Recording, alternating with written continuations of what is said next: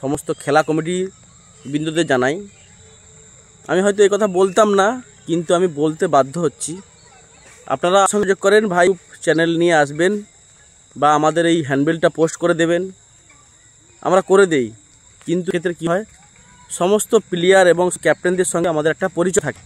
তারা মাসে টিম করে আমাদের ভরসায় যে দাদা আছে ওখানে, বা দাদার সঙ্গে হয়তো আমাদের সঙ্গে সম্পর্ক থাকে তো কমিটির সঙ্গে, তো তারাও এরকম ভরসায় টিম করে যে দাদা আছে ওখানে, কোনো সমস্যা হবে না। বা আমরাও বলি যে না, আমরা ওখানে যাই ইউটিউব করতে, কোনো সমস্যা হবে না। অনেক ক্ষেত্রে দেখা যায়, মানে কি বলবো, অনেক ক্ষেত্রে দেখা যায় যে একটা টিম হয়তো ভালো খেলে চ্যাম্পিয়ন হয়েছে, সেখানে আমার প্রাইজ মানি 10,000 টাকা।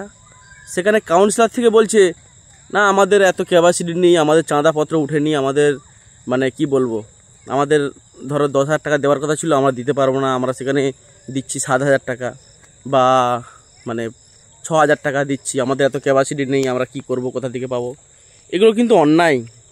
আমি মনে করি এগুলো কিন্তু অন্যায়।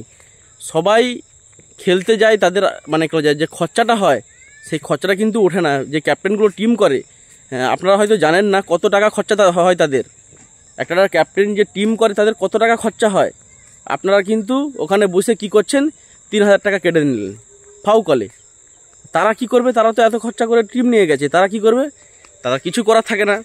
তারা মানে কি বলে যায়, তাদের তো পুরো লস। উল্টে তাদের কাছে আমাদেরকে শুনতে হয়, দাদা তোমার কথায় টিম নিয়ে গেলাম আর ওখানে গিয়ে লস খেয়ে বাড়ি আসলাম।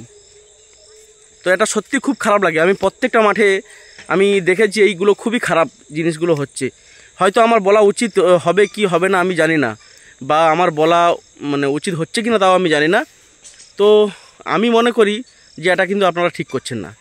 কারণ প্লেয়ার হয়তো তারা অনেক বেশি টাকা দিয়ে ভাড়া করে গেছে, হয়তো যে মাঠে হয়তো সামান্য 10,000 টাকা প্রাইজ, সেখানে একটা প্লেয়ার নিচ্ছে 3,000 টাকা।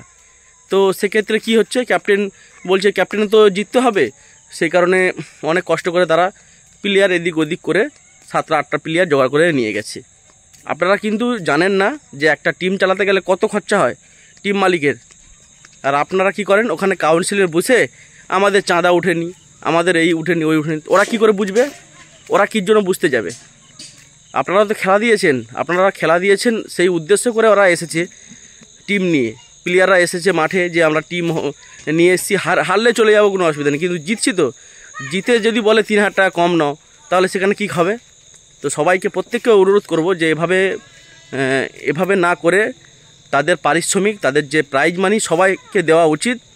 এভাবে করবেন না ভাই, সবাইকে অনুরোধ করব, এভাবে করার দরকার নেই। এখানে আমাদের অনেক প্রেশার আসে, আমাদের লজ্জিত হতে হয় তাদের কাছে। যাই হোক, ভালো লাগলো ভিডিওটা করলাম, আপনাদের মতামত জানাবেন। সুন্দরবন টাইগার পাওয়ার ইউটিউব চ্যানেল আপনাদের সঙ্গে আছে এবং পাশে আছে। ধন্যবাদ সবাইকে।